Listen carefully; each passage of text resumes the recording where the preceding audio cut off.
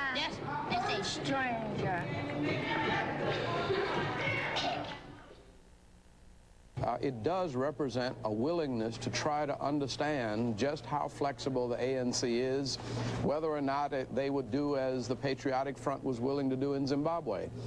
That is, begin the exploration of constitutional talks that might lead to a ceasefire and some process of majority rule.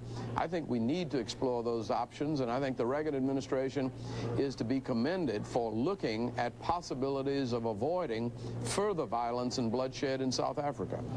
You know the politics of Washington very well. You also know that the Reagan White House is taking a lot of heat from conservatives on Capitol Hill who cite the ANC's record of violence or terrorism, as one congressman charged in this network yesterday. What can Mr. Tambo do to make the Reagan administration's efforts easier? Well, I think one of the things that he can do is to be as sensitive and articulate about our situation as possible. You have to remind people that the majority of the violence is being inflicted upon the black population by the white minority government, that there is violence being inflicted upon white persons by the white minority government, that only about, really, probably less than 5% of the population, and that is the Africana military-dominated government, essentially have all of the rights. White business has very few rights in South Africa. Blacks have no rights. Coloreds and Asians have no rights. And so South Africa is probably the least democratic situation, and perhaps more violence is being perpetuated by that government upon its people than in any other government on the face of the earth. And Mr. Tambo has to help us to understand that. Everyone knows that you were one of the key aides to the late Dr. Martin Luther King.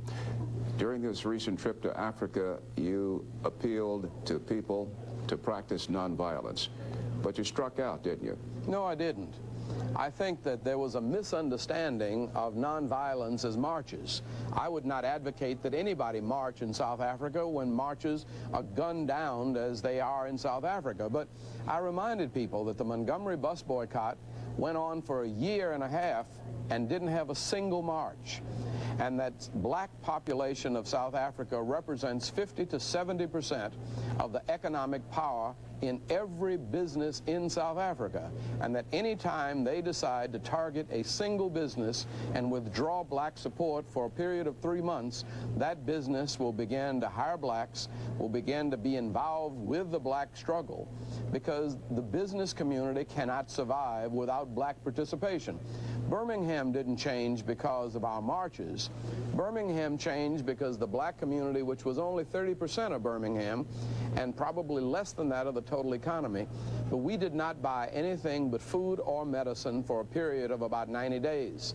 At the end of that 90 days, the business community was willing to sit down and negotiate with us because they could not do business without some black involvement in the business structure.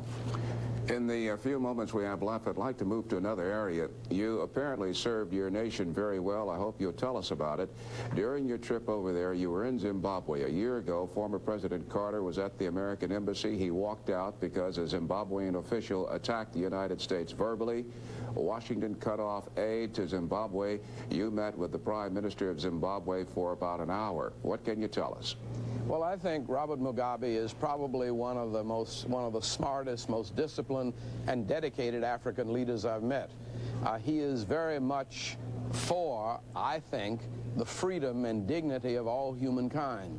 He's a devout Roman Catholic. 2 of his sisters are nuns. And yet we tend to write him off as a Marxist because we haven't taken the time to stop and think and understand it. He's very critical of the United States for its support of the white minority government. But more Zimbabweans have been educated in the United States than any place else.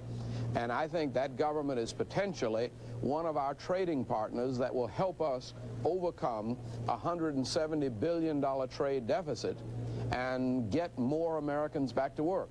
We've got to think of people as economic allies and partners and not necessarily write them off simply because of their particular alienation. The alienation of Zimbabwe for America is not America's values of a democracy or even a system of free market capitalism, which they have in Zimbabwe.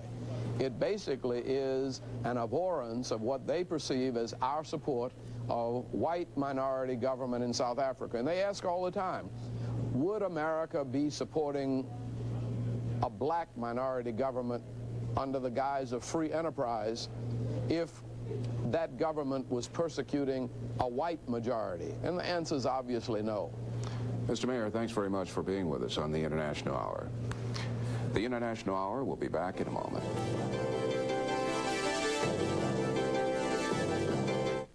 Hello, I'm Dick Van. And communities across the nation. This is the State of the Union. Here is Tom Brokaw at the Capitol. Good evening. Very shortly, President Reagan will enter the chamber of the House of Representatives to address a joint session of Congress on the State of the Union. He is emerging from 3 weeks in seclusion as he continues to recover from prostate surgery, and of course it will be his first major speech in almost 2 months now. All of this in the wake of the initial disclosures about the Iran-Contra affair, a controversy that has raised real questions about the ability of the President of the United States to effectively govern this country for the next 2 years of his term in office. As we listen and hear the speech tonight, we'll also be going around the country, the various parts of this nation, to see how others are reacting to what we're seeing and hearing. In Atlanta, where it's a story of two Souths, boom and bust. In Cleveland, the Rust Belt, where uneasiness over the economy is felt on both sides of the bargaining table. To Cedar Rapids, Iowa tonight, farm country, where 20 to 30% of the farmers still owe more money than they can handle without deep hardship. We'll go as well to the far west, where the economy, although in good shape, is living in the shadow of foreign imports. And tonight as well, we'll be hearing the official Democratic response from the new Speaker of the House, Jim Wright, and from Senator Robert Byrd. And now, here is the President of the United States as he enters the House chamber.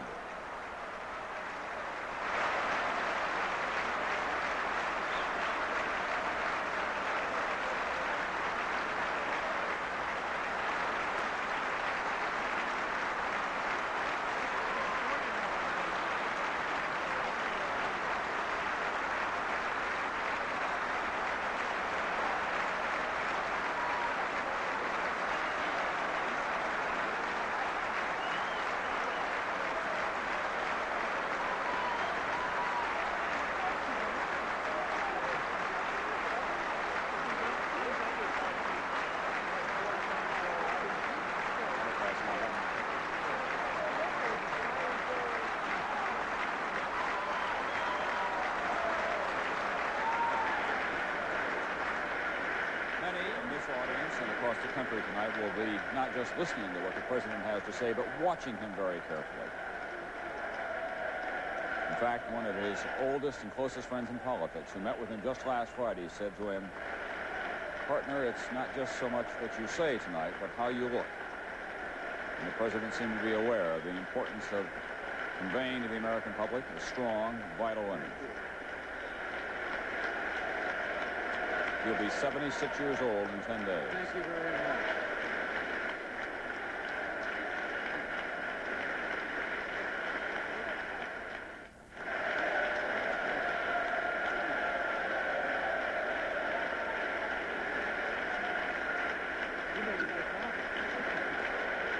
Major surgery 3 weeks ago. A White House in turmoil as a result of the Iran-Contra affair. Thank you. Mrs. Reagan with her brother, Dr. Loyal Davis, at her side. He has been an important counselor to Mrs. Reagan, her brother, offering medical advice. She went outside this time to the Mayo Clinic to get the President's surgeons for this recent bout of prostate surgery. Members of Congress, I have the high privilege and the distinct honor of presenting to you the President of the United States. Thank you, Jim. Thank you.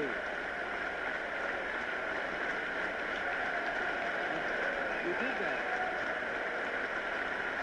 Thank you.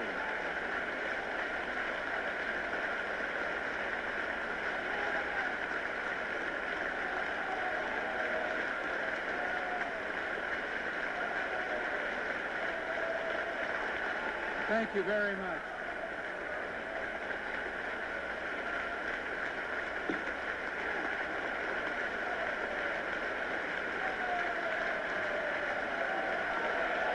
Thank you.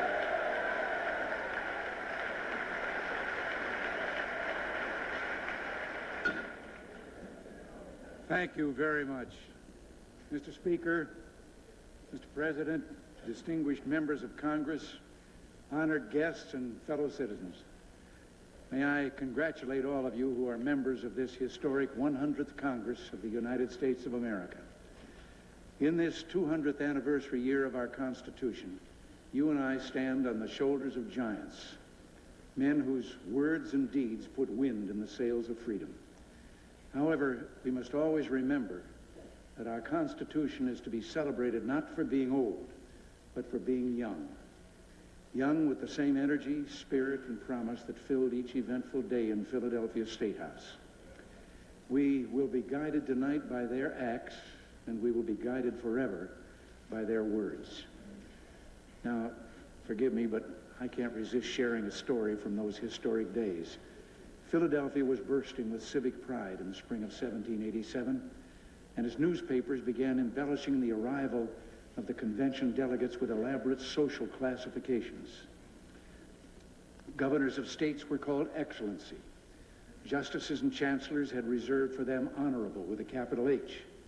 For congressmen, it was Honorable with a small h. And all others were referred to as the following respectable characters. Well, for this 100th Congress, I invoke special executive powers to declare that each of you must never be titled less than honorable with a capital H.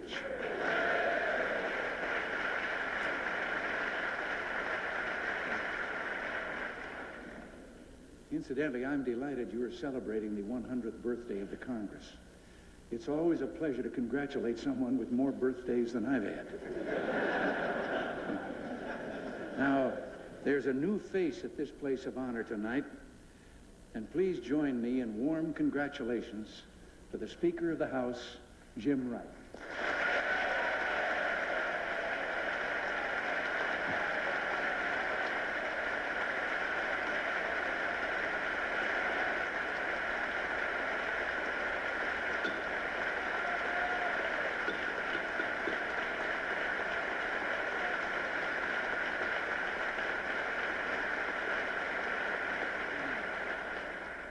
Mr. Speaker, you might recall a similar situation in your very first session of Congress 32 years ago. Then as now, the speakership had changed hands, and another great son of Texas, Sam Rayburn, Mr. Sam, sat in your chair. I cannot find better words than those used by President Eisenhower that evening. He said, "We shall have much to do together. I am sure that we will get it done, and that we shall do it in harmony and goodwill."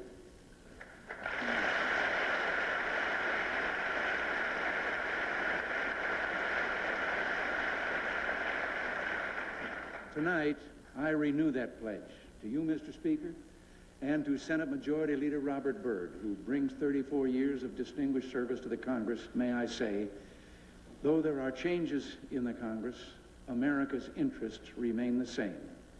And I am confident that along with Republican leaders Bob Michel and Bob Dole, this Congress can make history. 6 years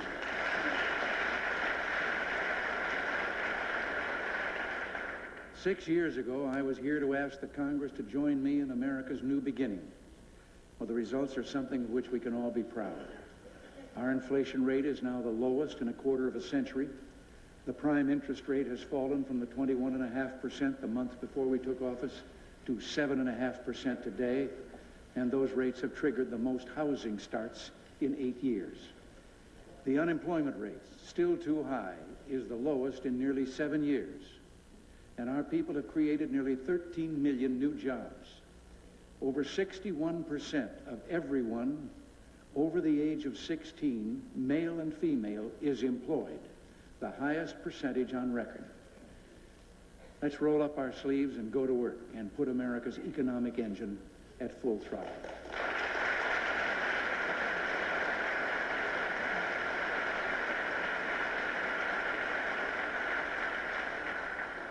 We can also be heartened by our progress across the world. Most important, America is at peace tonight, and freedom is on the march. And we've done much these past years to restore our defenses, our alliances, and our leadership in the world.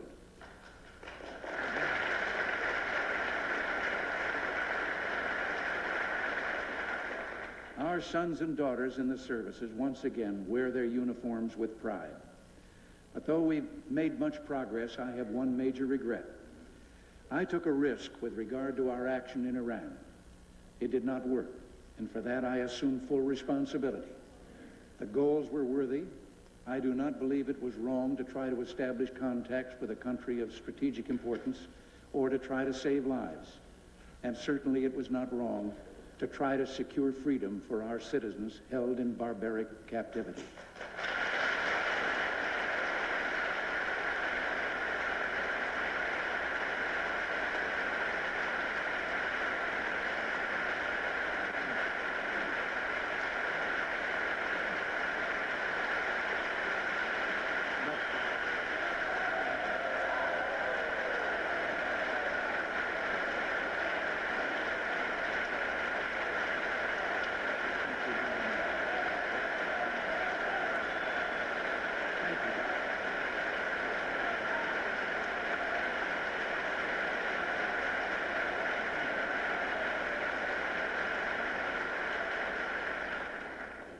But we did not achieve what we wished, and serious mistakes were made in trying to do so.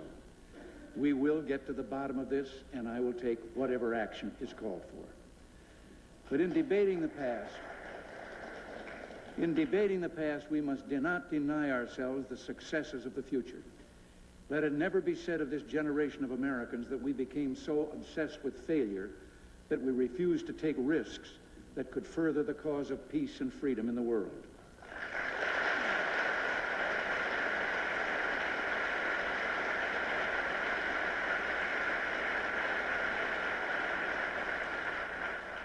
Much is at stake here, and the nation and the world are watching to see if we go forward together in the national interest or if we let partisanship weaken us.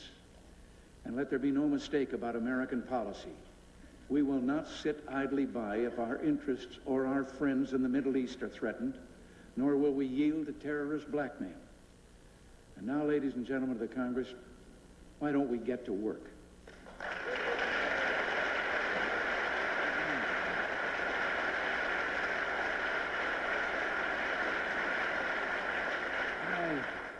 I'm pleased to report that because of our efforts to rebuild the strength of America, the world is a safer place.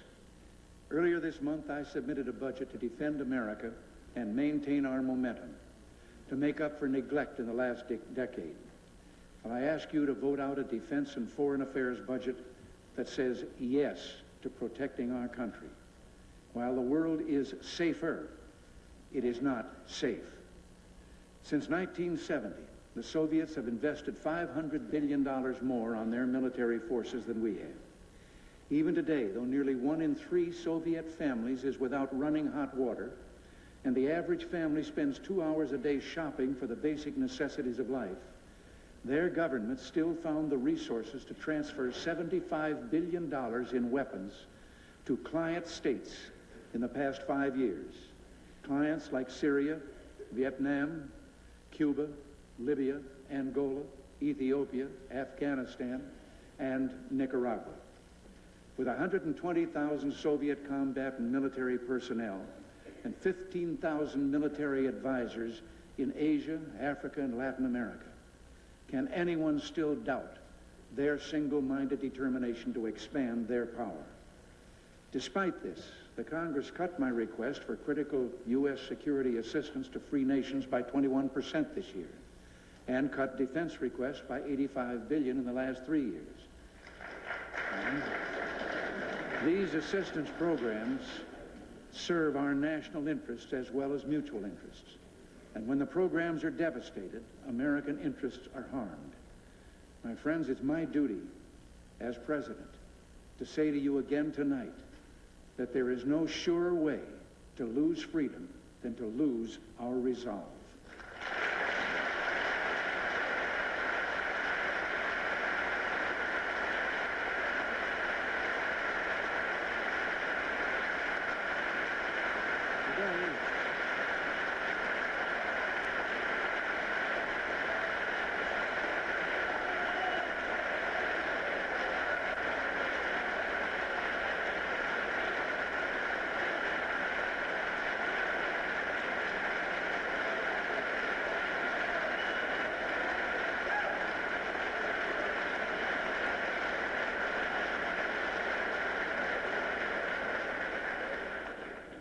Today, the brave people of Afghanistan are showing that resolve. The Soviet Union says it wants a peaceful settlement in Afghanistan, yet it continues a brutal war and props up a regime whose days are clearly numbered. We are ready to support a political solution that guarantees the rapid withdrawal of all Soviet troops and genuine self-determination for the Afghan people. In Central America, too, the cause of freedom is being tested, and our resolve is being tested there as well. Here especially, the world is watching to see how this nation responds. Today, over 90% of the people of Latin America live in democracy. Democracy is on the march in Central and South America. Communist Nicaragua is the odd man out, suppressing the church, the press, and democratic dissent, and promoting subversion in the region. We support diplomatic efforts, but these efforts can never succeed if the Sandinistas win their war against the Nicaraguan people. Our commitment to a Western Hemisphere safe from aggression did not occur by spontaneous generation on the day that we took office. It began with the Monroe Doctrine in 1823 and continues our historic bipartisan American policy.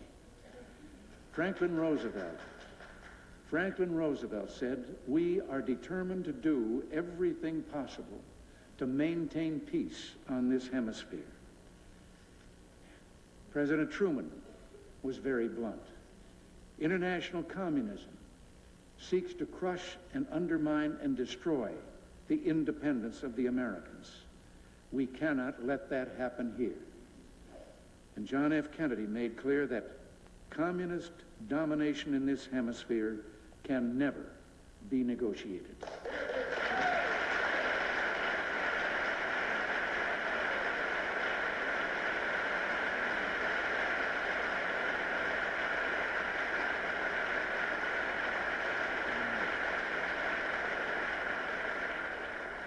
Some in this Congress may choose to depart from this historic commitment, but I will not.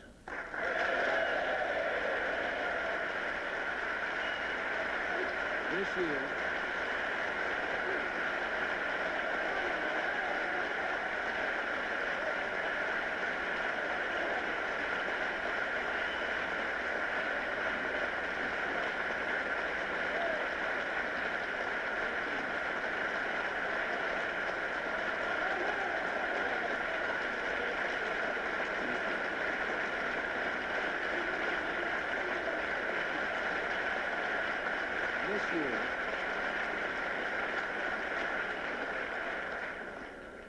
This year, we celebrate the second century of our Constitution.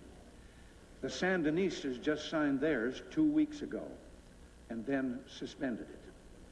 We won't know how my words tonight will be reported there for one simple reason. There is no free press in Nicaragua. Nicaraguan freedom fighters have never asked us to wage their battle, but I will fight any effort to shut off their lifeblood and consign them to death, defeat, or a life without freedom. There must be no Soviet beachhead in Central America.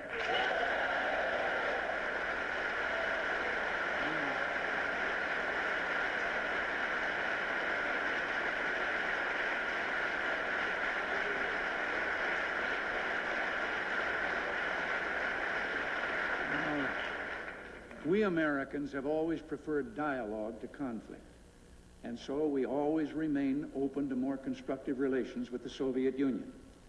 But more responsible Soviet conduct around the world is a key element of the U.S.-Soviet agenda.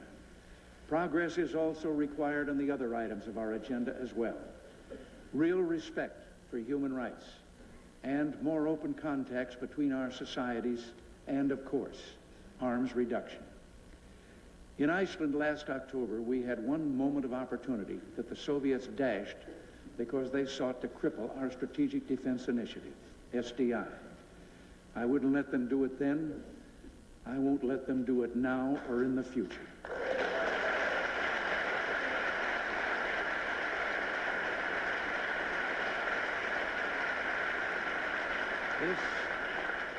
This is the most positive and promising defense program we have undertaken.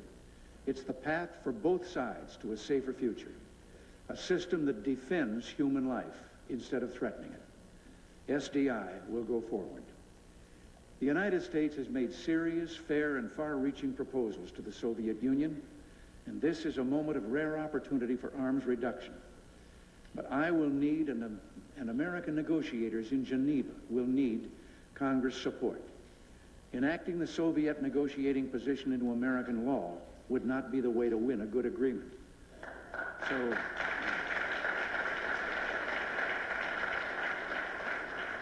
I must tell you in this Congress, I will veto any effort that undercuts our national security and our negotiating leverage.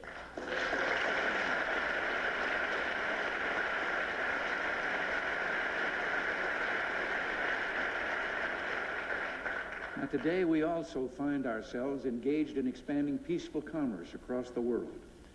We will work to expand our opportunities in international markets through the Uruguay round of trade negotiations and to complete an historic free trade arrangement between the world's two largest trading partners, Canada and the United States.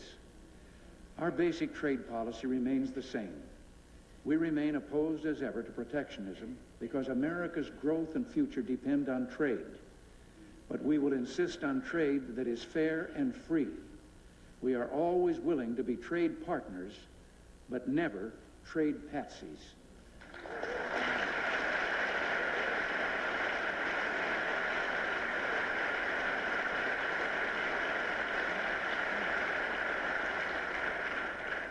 Now, from foreign borders, let us return to our own, because America in the world is only as strong as America at home. This 100th Congress has high responsibilities. I begin with a gentle reminder that many of these are simply the incomplete obligations of the past. The American people deserve to be impatient because we do not yet have the public house in order. We've had great success in restoring our economic integrity, and we've rescued our nation from the worst economic mess since the Depression. But there's more to do. For starters, the federal deficit is outrageous.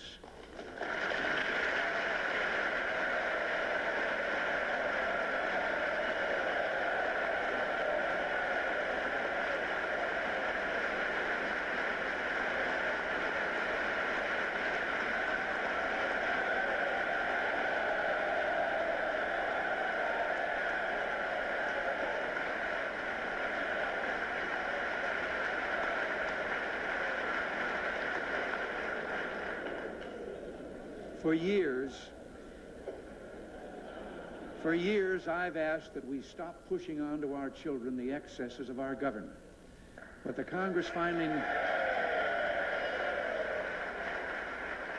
Congress finally needs to do is pass a constitutional amendment that mandates a balanced budget.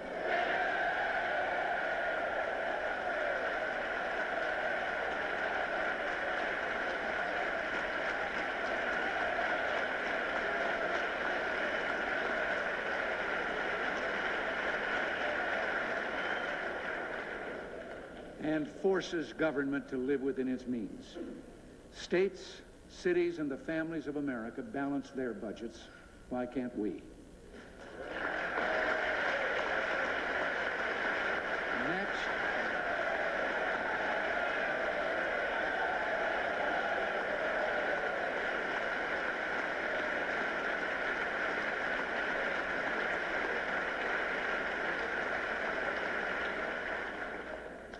Next, the budget process is a sorry spectacle.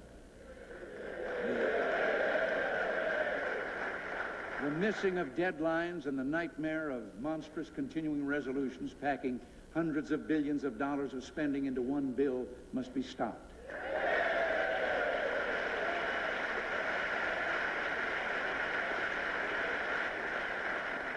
And we ask the Congress once again, give us the same tool that 43 governors have, a line item veto so we can carve out the boondoggles and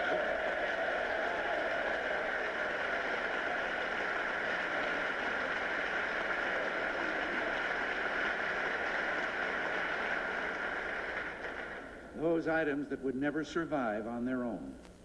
I will send the Congress broad recommendations on the budget, but first I'd like to see yours. Let's go to work and get this done together. But now, let's talk about this year's budget. Even though I have submitted it within the Graham-Rudman-Hollings deficit reduction target, I have seen suggestions that we might postpone that timetable. Well, I think the American people are tired of hearing the same old excuses.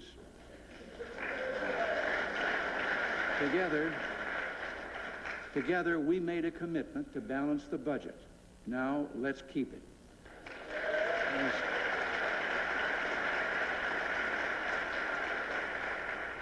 As for those suggestions that the answer is higher taxes, the American people have repeatedly rejected that shop-worn advice. They know that we don't have deficits because people are taxed too little. We have deficits because big government spends too much.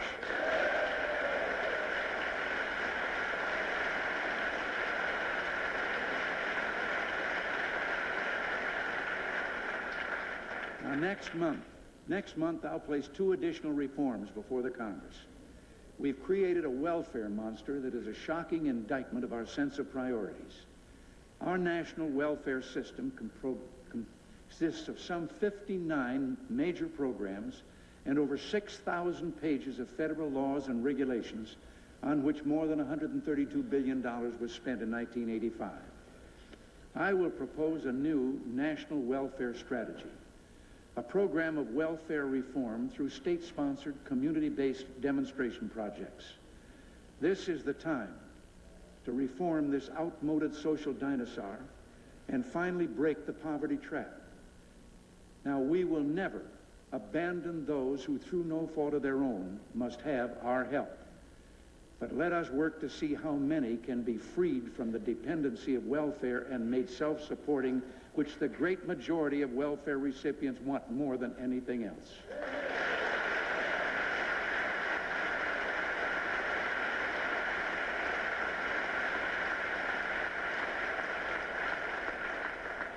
Next, let us remove a financial specter facing our older Americans. The fear of an illness so expensive that it can result in having to make an intolerable choice between bankruptcy and death. I will submit legislation shortly to help free the elderly from the fear of catastrophic illness.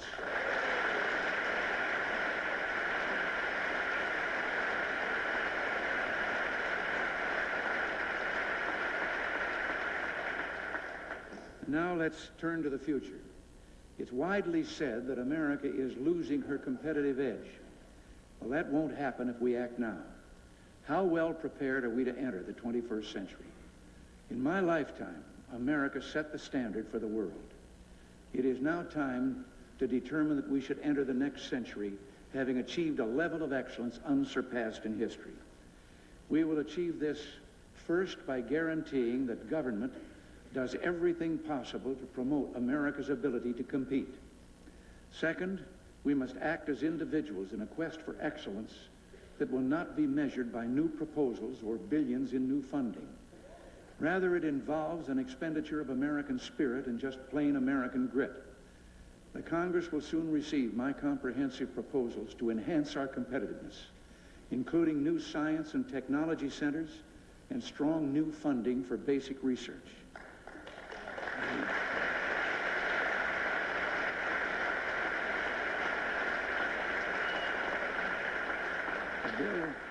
The bill will include legal and regulatory reforms and weapons to fight unfair trade practices. Competitiveness also means giving our farmers a shot at participating fairly and fully in a changing world market. Preparing for the future must begin, as always, with our children. We need to set for them new and more rigorous goals. We must demand more of ourselves and our children by raising literacy levels dramatically by the year 2000. Our children should master the basic concepts of math and science. And let's insist that students not leave high school until they have studied and understood the basic documents of our national heritage.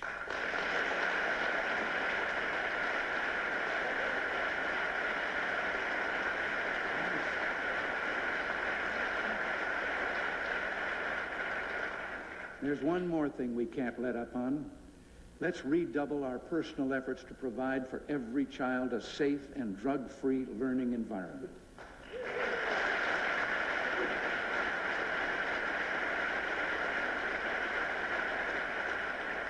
If our crusade against drugs succeeds with our children, we will defeat that scourge all over the country. Finally, let's stop suppressing the spiritual core of our national being. Our nation could not have been conceived without divine help. Why is it that we can build a nation with our prayers, but we can't use a schoolroom for voluntary prayer?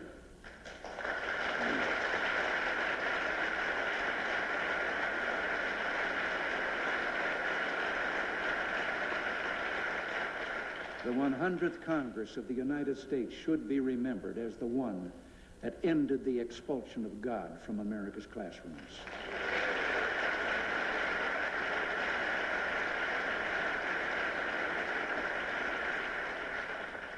The quest for excellence into the 21st century begins in the schoolroom, but must go next to the workplace. More than 20 million new jobs will be created before the new century unfolds. And by then, our economy should be able to provide a job for everyone who wants to work. We must also enable our workers to adapt to the rapidly changing nature of the workplace. And I will propose substantial new federal commitments keyed to retraining and job mobility. Over the next few weeks, I'll be sending the Congress a complete series of these special messages on budget reform, welfare reform, competitiveness, including education, trade, worker training and assistance, agriculture, and other subjects. The Congress can give us these tools, but to make these tools work, it really comes down to just being our best, and that's the core of American greatness.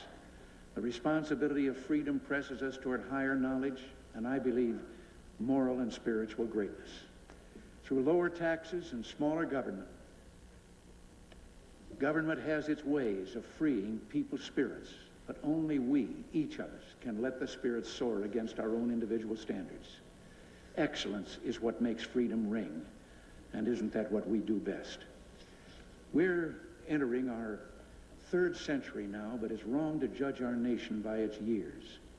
The calendar can't measure America because we were meant to be an endless experiment in freedom with no limit to our reaches, no boundaries to what we can do, no end point to our hopes.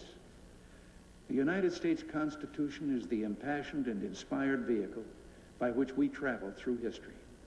It grew out of the most fundamental inspiration of our existence, that we are here to serve him by living free, that living free releases in us the noblest of impulses and the best of our abilities, that we would use these gifts for good and generous purposes and would secure them not just for ourselves and for our children, but for all mankind. Over the years,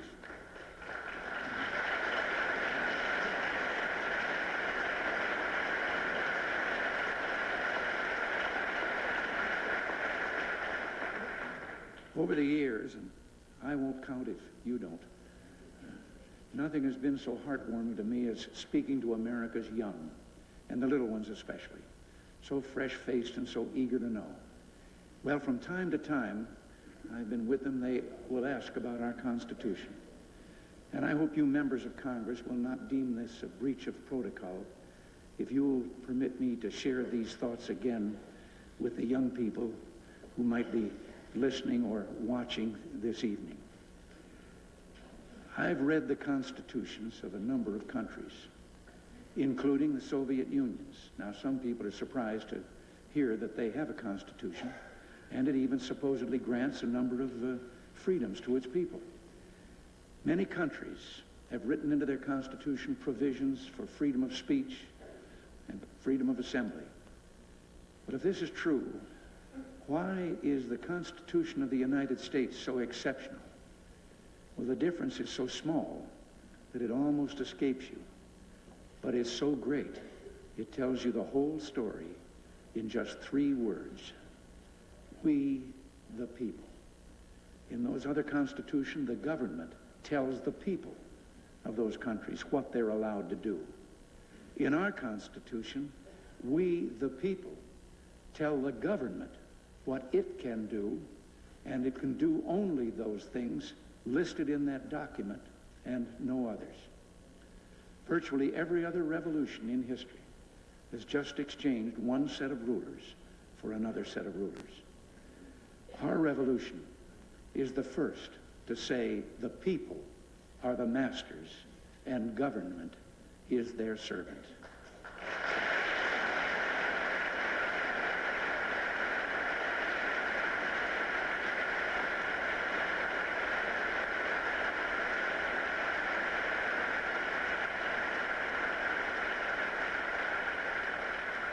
And you young people out there, don't ever forget that. Someday you could be in this room, but wherever you are, America is depending on you to reach your highest and be your best, because here in America, we the people are in charge. Just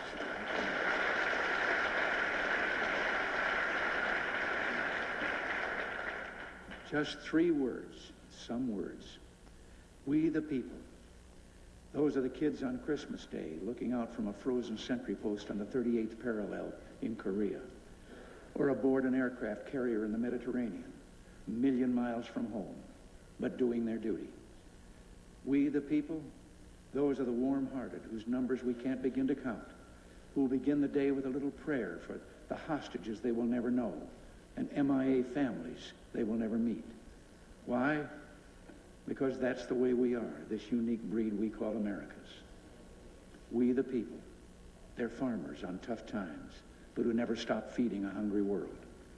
They're the volunteers at the hospital choking back their tears for the 100th time, caring for a baby struggling for life because of a mother who used drugs. And you'll forgive me a special memory. It's a million mothers like Nellie Reagan who never knew a stranger or turned a hungry person away from her kitchen door. We the people. They refute last week's television commentary, downgrading our optimism and our idealism. They are the entrepreneurs, the builders, the pioneers, and a lot of regular folks, the true heroes of our land who make up the most uncommon nation of doers in history. You know they're Americans because their spirit is as big as the universe, and their hearts are bigger than their spirits. We the people, starting the 3rd century of a dream and standing up to some cynic who's trying to tell us we're not going to get any better. Are we at the end? Well, I can't tell it any better than the real thing. A story recorded by James Madison from the final moments of the Constitutional Convention, September 17th, 1787. As the last few members signed the document, Benjamin Franklin, the oldest delegate at 81 years and in frail health, looked over toward the chair where George Washington daily presided. At the back of that chair was painted the picture of a sun on the horizon. And turning to those sitting next to him, Franklin observed that artists found it difficult in their painting to distinguish between a rising and a setting sun. And I know if we were there, we could see those delegates sitting around Franklin, leaning in to listen more closely to him. And then Dr. Franklin began to share his deepest hopes and fears about the outcome of their efforts. And this is what he said. I have often looked at that picture behind the president without being able to tell whether it was a rising or setting sun. But now at length I have the happiness to know that it is a rising and not a setting sun. Well, you can bet it's rising, because my fellow citizens, America isn't finished. Her best days have just begun. Thank you, God bless you, and God bless America.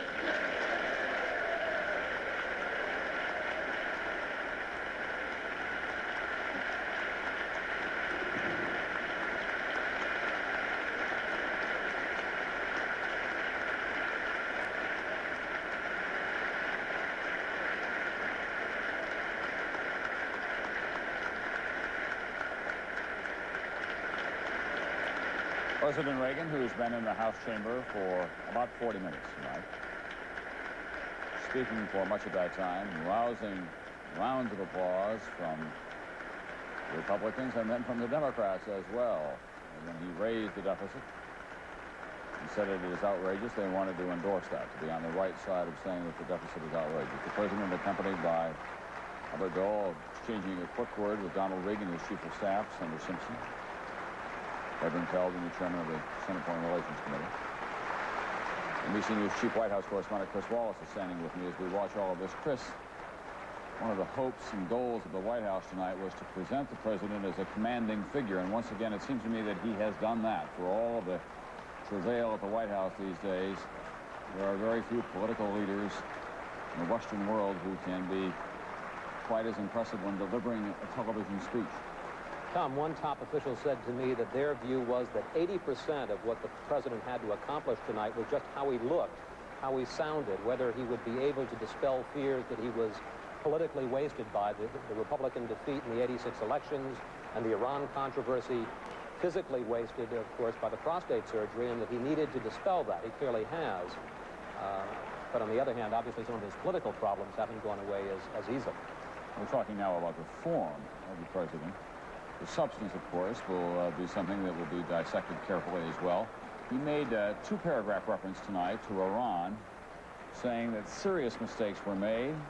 He said as well that he assumes full responsibility. He did say that he had one major regret, that he took a risk with regard to our action in Iran, and it did not work. Is that as much as we can expect from the president on this count? Well, I think for the foreseeable future it is. There were people within the White House who suggested that he go further, that he do something approaching an apology, and they ran into a very big roadblock named Ronald Reagan, who had no interest in doing that. And I think that there's going to be some criticism of the president's comments on Iran because of the fact he said mistakes were made. He didn't say what the mistakes were or who made the mistakes. He said that he had a regret, but his regret basically was that his policy didn't work, not that the policy was wrong. So I don't think he's put that away yet.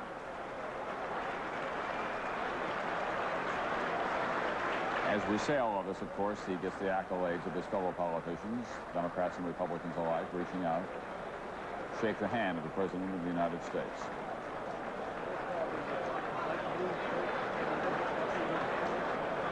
In good times and bad, the President of the United States will always be well received in this chamber. Now the President is out and on his way safely back to the White House. You were saying he's just 3 weeks out of prostate surgery. His doctors didn't want this to be a long evening for him. No, that's right. And in fact, one of the things, this is going to be much made of it that this was his coming out party, but in fact, the president is really going back under wraps for another 3 weeks. Mrs. Reagan has insisted that he take the full 6-week recuperation. And although he may make some speeches at the White House, you won't see him out traveling actively around the country, and at least until mid-February. And that's a great frustration of the White House. They'd like to get out beyond Iran, but they can't do it because he's under wraps at the White House because of his physical problems. Chris Wallace, you'll be with us for the rest of the evening here. We'll be hearing from other NBC News correspondents as well. We'll be going around the country, and in just a few moments, we'll be hearing the official Democratic response from the Senate Majority Leader, Robert Byrd, and from the new House Speaker, Jim Wright of Texas. But first, this word.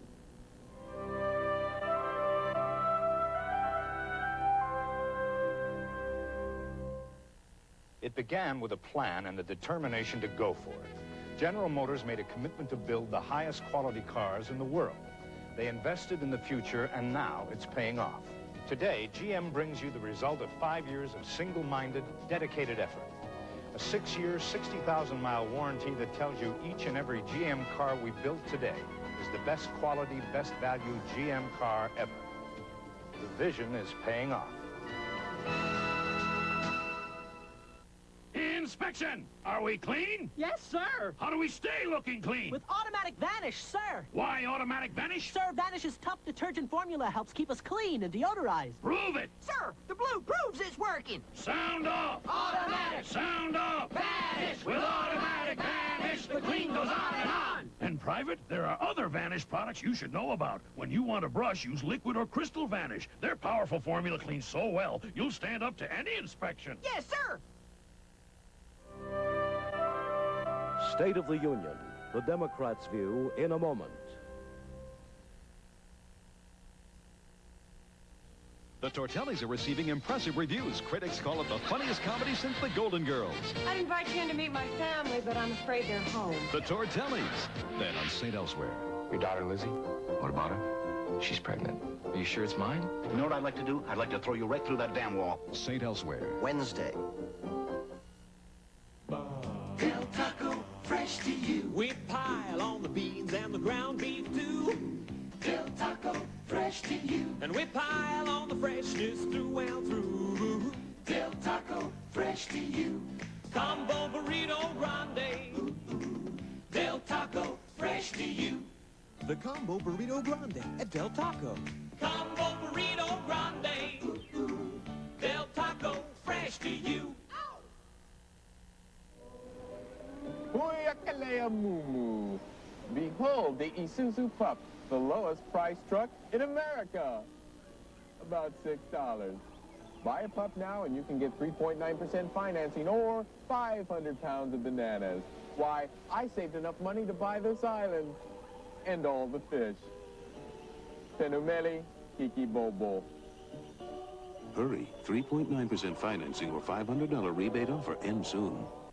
Skylink live from the Space Center this week at 5:30 and 6. Momentarily, we'll be hearing from the Democrats, their version of the State of the Union. NBC News correspondent John Dancy, who covers Congress, is with us tonight as well. John, the president's fleeting reference to Iran in which he said serious mistakes were made. He'll assume full responsibility. We have here on Capitol Hill 2 committees ready to investigate all of that. Is that going to diminish their investigation? It's not likely to satisfy Congress at all. Those investigations will go forward. The president said nothing about the fact that he kept Congress in the dark about this for 11 months. That's not likely to satisfy Congress at all. And no real new initiatives from the president tonight in terms of legislation? Only 2, welfare reform and catastrophic health insurance, but those were very vague. There were no specifics, I think. We expect to hear more about all of this right now from the new Democratic leadership, of course, in the Congress. The Senate is run by Senator Robert Byrd of West Virginia. The new Speaker of the House of Representatives is Jim Wright of Texas. You saw him there this evening. They'll be talking both about international policy and about domestic affairs. They're speaking live to the nation tonight, nothing that has been prepackaged, live to the nation tonight from the ceremonial office just outside of the Speaker's working office here in the nation's capital. So now, speaking for the Democrats, House Speaker Jim Wright, Democratic Majority Leader Robert Byrd. Good evening. Just a few minutes ago, I was in the House chamber standing behind the President. That's part of the Speaker's duty in this system where we put patriotism above partisanship. But the position of Speaker also has another constitutional duty. In fact, it dates all the way back to England in the 1370s. The idea of a Speaker was to have someone speak to the King in behalf of the House of Commons about the needs of the people. Several of the early English Speakers of the House in performing this duty were beheaded. When I think of that, I thank God for the Constitution and for those who wrote it. They created a system of checks and balances in which the President and the Congress can work together as equal partners in carrying out your will. The American people last November chose Democratic majorities to serve them in both houses of Congress. Now, this doesn't mean we have to pursue 2 years of unrelieved conflict. There are many things on which we can all agree. There are some on which we honestly disagree. And there are some, no doubt, on which we can find avenues of reasonable compromise. Lest there be any question of our good faith, let me stress right up front that we'll be ready right now or at any time to sit down with the President and his top advisors to seek ways to stop piling up deficits by adopting a pay-as-we-go plan. No gimmicks, no selling off assets, no tampering with the Social Security Trust Fund. Just get every annual appropriation and every source of revenue right out on the table and see if we can make a match. Mr. President, you and I both have grandchildren. We need to stop sending them our bills. With new leadership in both the House and the Senate, I've asked Senate Majority Leader Robert Byrd to join me here in describing our vision for America. Senator Byrd will point out a way to build strength and credibility for America's foreign policy and respect for America's word. But you know, if America's going to be strong in the world, I think we have to be true to our ideals here at home. Words are not enough. What counts is action. Since this Congress convened 3 weeks ago today, we've already taken action on 3 major legislative programs. that perform urgent duties for this land of ours. First is a clean water bill, renewing our commitment to clean up this nation's streams for this and future generations. Now, that bill's been passed and sent to the President. We hope he signs it. The second is a highway bill to complete the interstate highway system with straight, safe highways for American people. 1,500 needed highway projects in all of our states await the speedy completion of this bill to put some 165,000 Americans to work on this constructive undertaking. That bill's already passed the House, and it'll pass the Senate this week. And the third bill, which passed the House just today, is emergency help for the homeless. You know, we have twice the number of homeless families as just last year. People who huddle against the icy blasts of winter on street grates and in boxcars and culverts throughout America tonight. A warm place to sleep, a hot meal, and minimal medical attention. Surely that's not too much to ask for America's own. But these bills are not budget busters. All of them were within the budget resolution. And let me hasten to add, they had strong bipartisan support. Republicans have rallied with Democrats in a cooperative effort to get these bills passed in record time. The President said, let's get on with the job. Congress has been getting on with the job for the last 3 weeks. Throughout our history, America has grown stronger when we've faced our problems openly and overcome them together. Three of our most urgent problems today are the trade deficit, the farm crisis, and the education crisis. In the past few years, we've been hit by a staggering trade deficit. Last year, that represented a drain on our economy of more than $2,600 per family. It has robbed us of more than 3 million jobs in the last 4 years. Every few days, another factory closes or announces a big layoff somewhere in America. Just 4 years ago, we were the world's largest creditor nation. Today, we're the world's largest debtor nation. Hey, we can do better than that. We welcome the administration's new words of concern about the trade deficit. For 3 years, we have implored the President to take action. Last year, the House passed a comprehensive trade bill, a huge bipartisan vote. Well, that bill died without any action in the Republican Senate, and the problem grew steadily worse. Well, this year, large majorities in both houses are determined to act, and we will act. We believe in free trade, and we just think it has to be fair trade. America has a right to insist that other countries treat American-made products the same way we treat their products. That isn't protectionism, that's reciprocity. But more than that, we must have a conscious government policy to promote American products. You know what our #1 export is from the Port of New York? I'm almost ashamed to say it. It's not machinery. It's not computers. You know, it's junk, scrap metal, mostly from junked automobiles. If that isn't bad enough, do you know what the second biggest export is? It's paper, waste paper, trash. That's shipped to the Far East and made into cardboard boxes for the foreign-made televisions and clothing, toys and shoes that they send back to sell to us. From our #1 port in the most industrialized country in the world, our 2 leading exports are junk metal and scrap paper. We need strong incentives to invest in those things that modernize and improve our aging American industrial plants. Make them more competitive and improve productivity. Then made in the USA, once again can be the badge of quality and value throughout the world. That's our #1 congressional objective this year. Our second major problem is the plight of America's farm families. America's farm economy is in a desperate condition. There were more farm foreclosures in the last 2 years than at any time since the Great Depression. Thousands of family farms right now hang by a thread. Now, the trouble is that the administration has seemed not to care, or perhaps just not to understand. In 1985, the government put up $4.5 billion of public money to bail out one big bank in Chicago. But the president vetoed a much smaller bill of loan guarantees that would have allowed local banks to give many thousands of America's farm families a breathing spell to save themselves from foreclosure. Because of that veto, thousands of families lost their farms. We don't have to spend more to do better. Too much of our $25 billion support program goes to a few huge corporate enterprises, not family farms at all. Our system of individual family farms has made us the best fed nation on earth. And we think that's worth preserving. And that's another of our Democratic congressional objectives this year.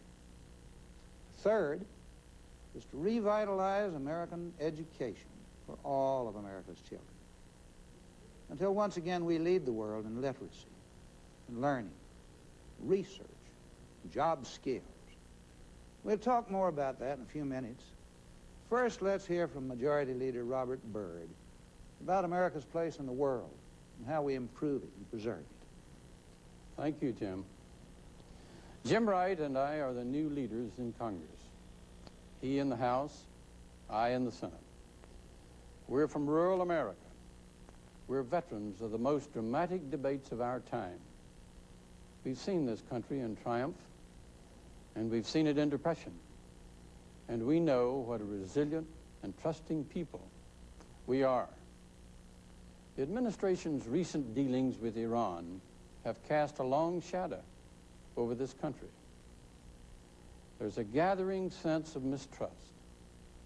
The sale of arms to Iran in direct contradiction to our stated foreign policy raises real questions about trust. But it also raises real doubts about competence. Without competence and a good measure of common sense, government will have a tough time earning the nation's trust. And government without trust is government without power. That's why so many find the Iranian affair so troubling. It was a breach of faith, both here and abroad. Like people, a nation is only as good as its word. If our word is good, our nation is strong. If our word is in doubt, our nation is weak. We do not hold the free world together at gunpoint. It is a mutual trust that has bound us, a respect for one another, and a common commitment to human dignity and to peace. This Democratic Congress wants to work with the President and the administration in advancing our national interests abroad. We need a coherent foreign policy that aggressively seeks to get the peace movement back on track in the Middle East.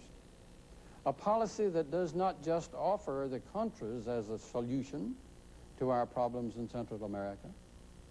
A foreign policy that utilizes all of the resources available to us, diplomatic, political, economic, and military, to achieve America's goals in the world. For the moment, our allies and our friends are bewildered, and they question our motives. They wonder how we can rail against terrorism and then sell arms to terrorists. And many of you are wondering too. Foreign policy is too crucial in today's world to be decided in the dark. Tonight, Americans are once again held hostage by terrorists. We must stand together and have the courage of our convictions. Americans love liberty and human freedom. All of us want to see our hostages brought home. But if risks must be taken, then all Americans must understand those risks, and all Americans must take them together. Bold actions can succeed, but they must be based on carefully considered and sound judgment. The President owes us all a more open debate on foreign policy in return for our trust. And we owe our allies and friends a firmer handshake in return for theirs. The administration has the obligation to tell we, the American people, exactly what led to the arms for hostage deal and what happened to accountability in the White House. And meanwhile, the world moves on, and so do the nation's concerns. The Democratic agenda, as Jim Wright has just outlined, and will outline some more, is as short as it is monumental. Set the deficit on a downward trend, regain our prominence in world markets as creators, producers, and exporters, and make this country the most secure in the world. We live in a hostile world. Behind the outer perimeter of diplomacy, America must have ready an awesome force to meet force. Democrats are committed to a strong defense. Real national defense isn't just measured by missiles or destroyers. We know we have to spend billions, but we must manage our defense dollars better to really get our money's worth and still meet the world on the terms that are offered, whether it's terrorism, a conventional war, or a nuclear threat. While we must maintain a strong defense, we must also work to reduce the risk of nuclear war. Democrats have backed the president's efforts to negotiate a tough, verifiable, and lasting arms control agreement. It is a pursuit, like balancing our foreign policy, that must override partisan differences. Congress wants a tough arms treaty to be our monument to the last half of this century.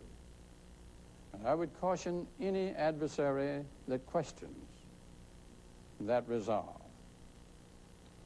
We want to work with the administration to see that sound, solid proposals are put on the negotiating table, proposals that do not leave the United States and the rest of the free world at a disadvantage. Right now, Congress wants to get on with the business of governing. We're too well aware that when Congress and the President do not work together, the nation's business goes undone. The President was elected to govern. His is the final signature on our work. His is the final word echoed around the world. Without the President as an equal and active partner, Congress is stymied. It was all laid out in the Constitution just 200 years ago. The creation of Congress as the people's branch. The concept of checks and balances between Congress and the President. The burden of bipartisan consensus. It has taught us over the years that government is at its best when Congress and the President hitch themselves to the same wagon and pull together in the same direction. No force abroad is as great as America united. The last 2 years of the Reagan presidency need not be a period of discord. A weakened president serves no one. A strong president serves us all. We can rebound from the Iranian debacle. We can rebuild our foreign policy. We can rethink our military budget. But we must begin by winning back the nation's trust. And Jim Wright and I are committed to helping the President to regain that trust. With God's help, we stand ready to do our part. You know, throughout our history, America stood for something. Like a great locomotive that pulls a long train, a powerful ideal has pulled our country forward all these 200 years. We believe that each generation should do a little better than the one before. Be better educated, better employed, better housed, have more opportunity, a better chance for our children. That's the American dream, isn't it? And now we see a disturbing new reality, not upward mobility, but downward mobility. The average 30-year-old American today is making 26% less than his older brother did just 10 years ago. The average 45-year-old couple is finding it harder, not easier, to send their children to college. Last year, the Japanese, with just half our population, graduated half again more scientists and engineers than we did. The Soviet Union graduated more technicians than we did. That's just not good enough. That could be suicidal. We're not satisfied with educational mediocrity. It isn't good enough when other countries outrank us in literacy. High school graduates cannot read. Education is the fuel that runs the locomotive. 100th Congress is determined to restore education to its rightful place at the very pinnacle of our national priorities. President Reagan spoke of education tonight in glowing terms. You know, the sad truth is that his budget, delivered to Congress earlier this month, would actually cut our commitment to education by about 28%. With more technical skills required by young people entering the job market, the White House wants to abolish vocational education. The President's budget cuts in student assistance would make college virtually impossible next year for about 3 million young Americans who want to go to college. You know what that is? That's unilateral disarmament. We simply cannot underfund education and do anything positive about the trade deficit or even about defense. For 6 years, this administration has doubled Pentagon spending and actually shrunk educational opportunity. However splendid our weapons, we won't be first in defense or first in trade if we settle for second best in education. The very best financial investment this country ever made was the GI Bill of Rights at the end of World War II. It sent an entire generation of Americans to college, and our country's been reaping the dividends ever since. That program, simply in greater taxes paid by higher earnings, has actually repaid the Treasury about $20 for every dollar invested. Well, the President sometimes likes to criticize Congress for what he calls big spending. But you know, the plain truth is that for the 6 years of this administration, Congress actually has appropriated less in total spending than Mr. Reagan has asked us to appropriate. I mean, the basic disagreement is not over how much we spend. It's where we spend it, what we get for it, and who pays the bill, ourselves or our children.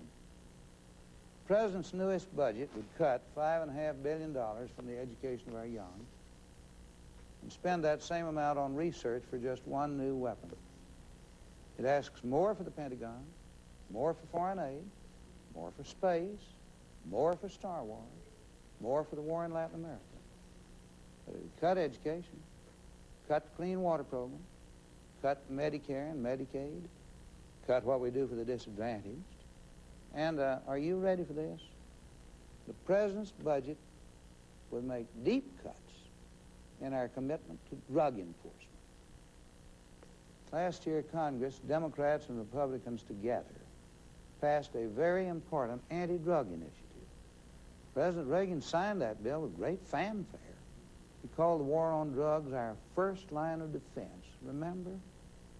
Well, now, just 3 months later, he wants us to renege on that pledge. He wants to cut in half the commitment we made for anti-drug training in the schools that he just got through talking about. He wants to practically eliminate the amount we promised for local law enforcement agencies, combat drugs in the streets of our cities. You see, that's the kind of gap between rhetoric and reality that we just can't tolerate and maintain trust in government. Mr. President, we think promises are more important than that. And this is one that Congress, Democrats and Republicans alike, are determined to keep. Are there fundamental differences between the White House and the Democratic Congress? Yes, there are some. But you know, there also are things on which we can work together. We'll work with the White House to create a fair and equitable system of welfare reform about which the President spoke. Help get people off the welfare rolls and onto productive payrolls. We're for that. We'll enthusiastically embrace an insurance plan to indemnify Americans against the sudden financial ravage of a catastrophic illness. You bet. We'll actively promote productivity and increased competitiveness. And we'll support with our votes and with our hearts and with our prayers any reasonable effort to reduce the terrible tensions that afflict this world. That's what America stands for. America can't stand still, you know. We've moved forward only when we've been raising our sights, not when we've been lowering them. Our children and our children's children will hold us accountable not for what we've said we'd do, but for what we've done. We wish the President good health. We offer him our friendship. We're anxious to work with him as full and equal partners in this, the freest and greatest government on earth. Thank you for this. Good night.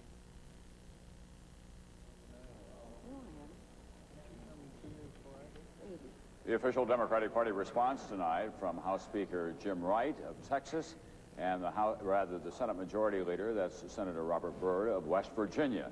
It was a conciliatory speech, but very direct as well. Senator Byrd saying that the president's Iran-Contra affair was a breach of faith both here and abroad. He went on to say as well that foreign policy is too crucial in today's world to be conducted in the dark. Jim Wright, for his part, set out a Democratic domestic agenda. We'll be talking about both the domestic and the international agenda with four of the leading members of this Congress, Republican and Democrat alike, in just a moment.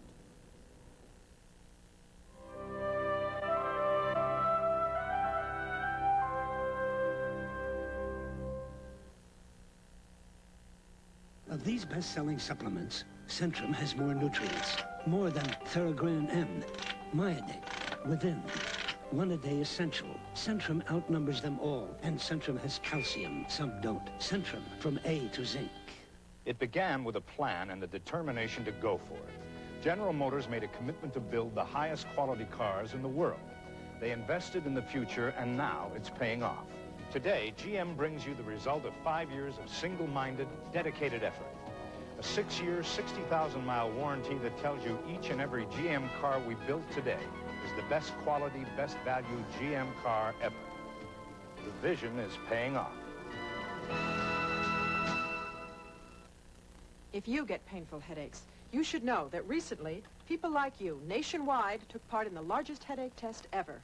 Extra-strength Tylenol against ibuprofen. Conclusion? Not even twice the initial recommended dose of ibuprofen is more effective than extra-strength Tylenol. And something else. Tylenol doesn't irritate your stomach the way ibuprofen can. If nothing is more effective for headaches, and Tylenol is gentler to your stomach, shouldn't your choice be Tylenol? Pouring water on ordinary dog food just waters it down. Gaines gravy-trained dog food makes delicious real beef gravy. Ordinary dry won't, no matter how hard you try. I have one major regret. I took a risk with regard to our action in Iran. It did not work, and for that I assume full responsibility. President Reagan tonight talking about the Iran-Contra affair in his State of the Union address to the Congress of the United States and via television to the nation. We want to talk about that tonight with four leading members of Congress and also with panelists that we have assembled around the country. Leading businessmen, farmers, mayors, and other people who have something to say about the State of the Union tonight, 1987. Let's begin here in the Senate Rules Committee hearing room in Washington, D.C., where we have the #2 Republican in the United States Senate from Wyoming, Senator Alan Simpson. Thank you very much for being with us. Thank you. From Illinois, Congresswoman, Republican, Lynn Martin. From Pennsylvania, the chairman of the House Budget Committee, Congressman Bill Gray.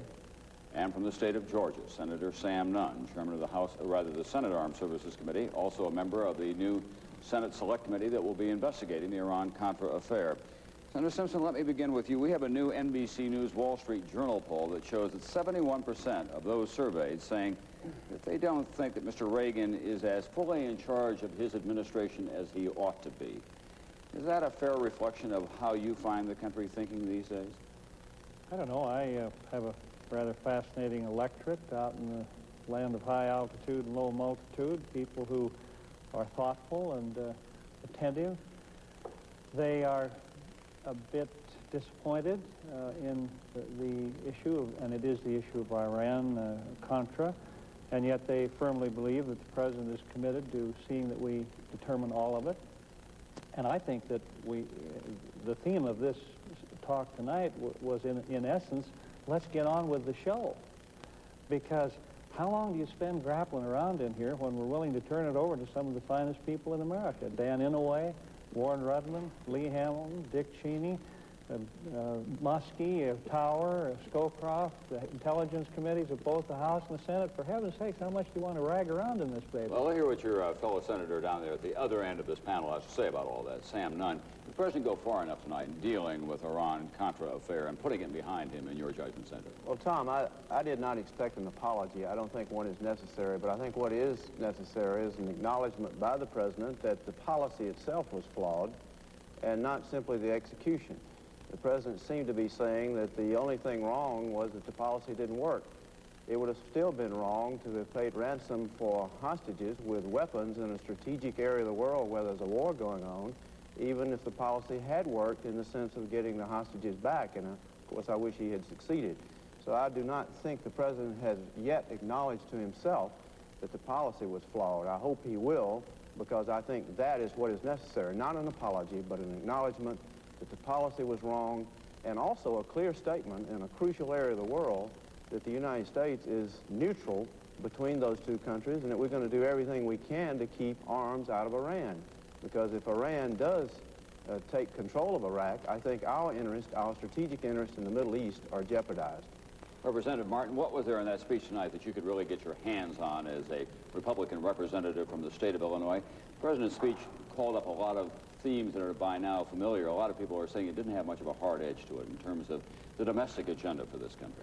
Well, certainly in a State of the Union speech, you're not going to list the legislative questions one by one, and I think it did look to the future. I think there were a couple things in the speech that a representative from Illinois that represents the President's home district could latch on to. One was the reaction of the audience in the House and Senate. That was disappointing. I thought it was a good speech, and it was the most partisan reaction I've ever seen. The President assumed full responsibility for Iran. Unlike what Sam said, it's not a foreign policy speech. It's the State of the Union. He said there were mistakes made, and he assumed full responsibility, and the applause was partisan. Ultimately, the speech, I think, divided along those lines, and I don't think that's what the American people want. I think tomorrow both Republicans and Democrats are going to think it over and think the reaction should have been different from both sides. Congressman Gray, no reference tonight really to the homeless, to the problems of federal aid to education in this speech. Were you disappointed in that? I was very disappointed in the President's speech because I thought it was a lot of the same rhetoric we've heard for the last few years every time he comes up to give the State of the Union. He talked about issues like welfare reform, which he said last year he was going to do something about, catastrophic illness, and we haven't seen anything yet. There were loads of contradictions. For instance, he attacked the deficit, but under his administration, as David Stockman points out, we have doubled the national debt, and deficits have gone from $40 and $50 billion to over $200. He attacked the issue of trade and said we ought to do something about trade. But under his administration, we've quadrupled the trade deficit. He talked about the need for fighting drugs, but the budget I got cut money for drugs. He talked about the need for helping math and science and education, but the budget I got had 28% cuts in education. He talked about the need for catastrophic illness, but the budget I received had cuts in Medicare and Medicaid that were rather substantial. So I was rather disappointed to hear a lot of rhetoric and very little substance that gives me hope that in the next 2 years we're going to be able to work very closely together. I can almost hear Senator Simpson over here breathing on my neck. He's eager to go, and I know that he's ready to. We want to point out to our audience tonight that all four of these people are going to be with us for the next hour as we do go around the country. You'll get your chance, Senator, I promise that. A man of the West to another man of the West here, if I can. We want to go now to Chicago, however, where a college professor by the name of Gary Wills, who's written at length now about President Reagan and his whole experience in public life, beginning with that childhood in Central Illinois, Representative Martin, and what that means to him. What did you see in Ronald Reagan tonight that for you personified his career, Professor? Well, I think the way that he took responsibility personifies his whole career. What did he take responsibility for? He didn't take responsibility for the mistakes so much. He said the intentions were good. He took responsibility the way he did after the Beirut withdrawal or the Challenger explosion. He took responsibility for the national mood. He told us we should not be obsessed with failure. We should not be cynical. We should be obliged to support the American idealism and optimism. That's what he feels that he is good at, the ceremonial side of the presidency, and he showed again that he's a master of that the magic is there, but it exists entirely apart from accountability, that he felt no need to give an account of his policy, an account of what happened, an explanation of what's going to take place as a result of what happened. It was an entirely mood-shaping, uplifting, inspiriting thing that it plays to his strength and to his ties with the American people.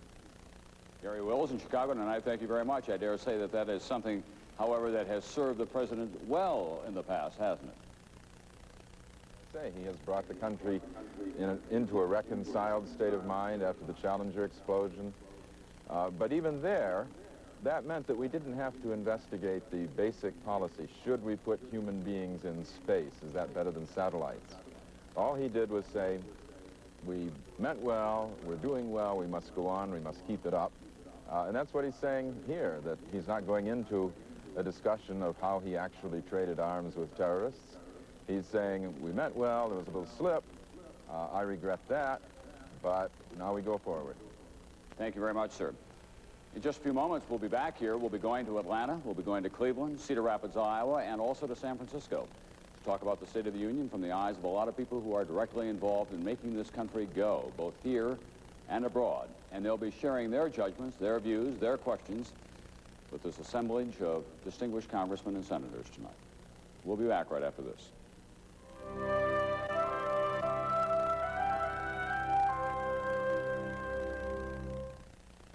Weekdays at 4 on 11 Alive.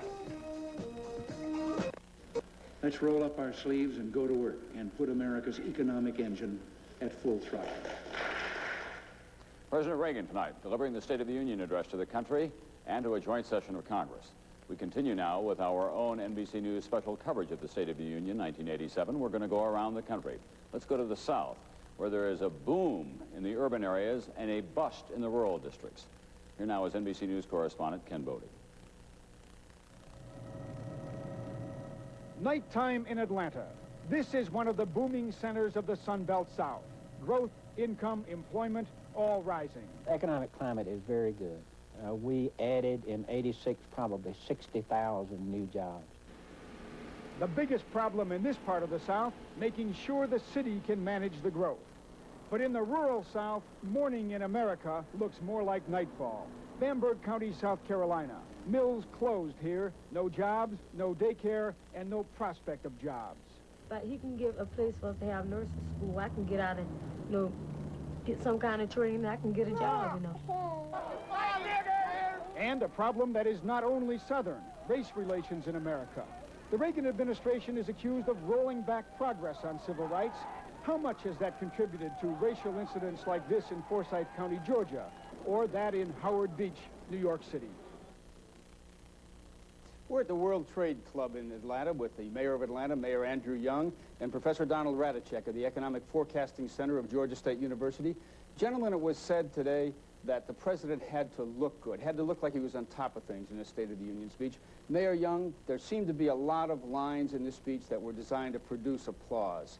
You were in that chamber as a congressman for some time. Did you detect any partisanship in that applause?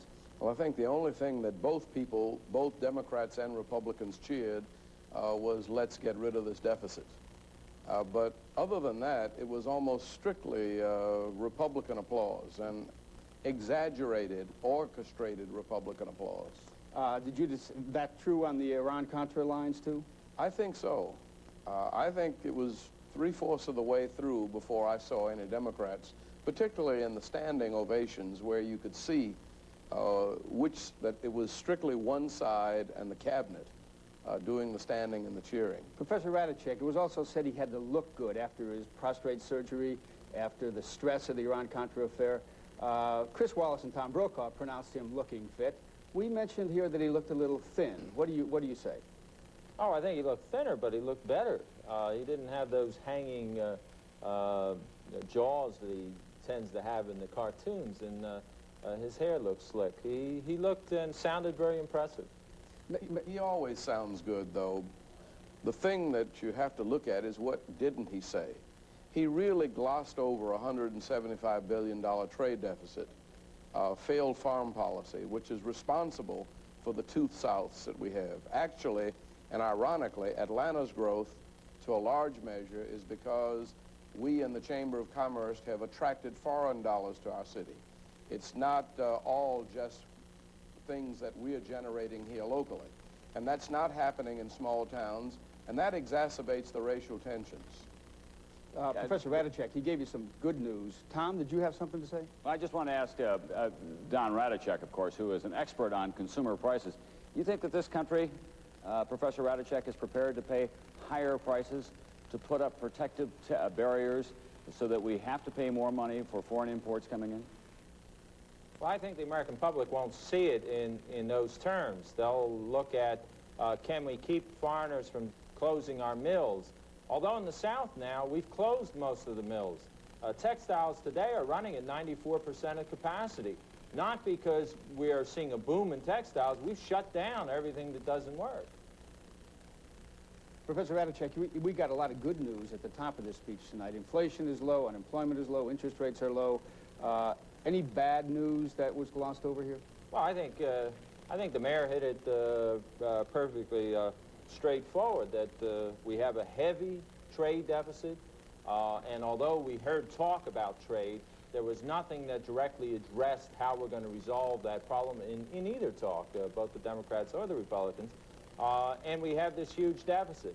And everyone says, let's get rid of it, but no one has any formula for getting rid of it. The president's proposals, apparently, once you work through them, are above the Graham-Rudman targets.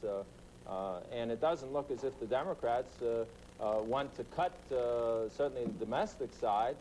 So it's kind of hard to see where in the world we're going to get these deficits down to levels so that the American people can applaud the Congress the way the Congress applauded the president.